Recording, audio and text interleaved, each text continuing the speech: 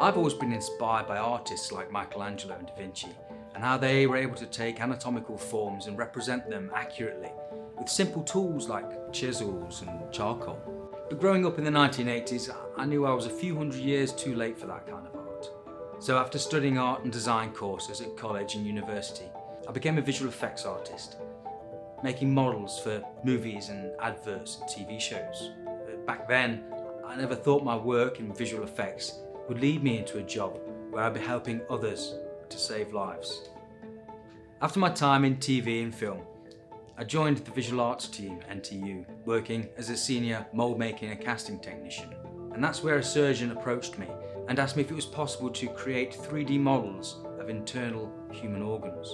He explained to me how trainee surgeons effectively watch, perform and teach these procedures with little time to reflect and repeat them.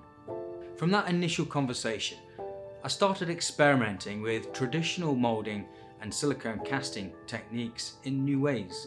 Using data from patients' medical scans, 3D printing and soft materials, we began to create imitation human organs.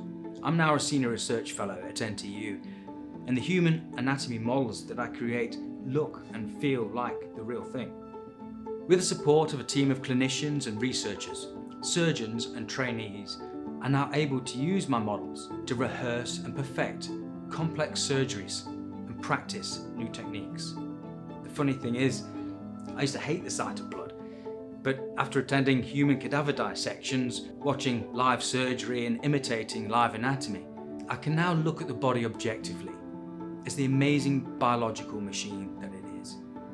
Who would have thought, from a passion of Renaissance art, that I'd be helping shape the future of medical technologies? My name's Richard Arm, and this is my research, Revealed.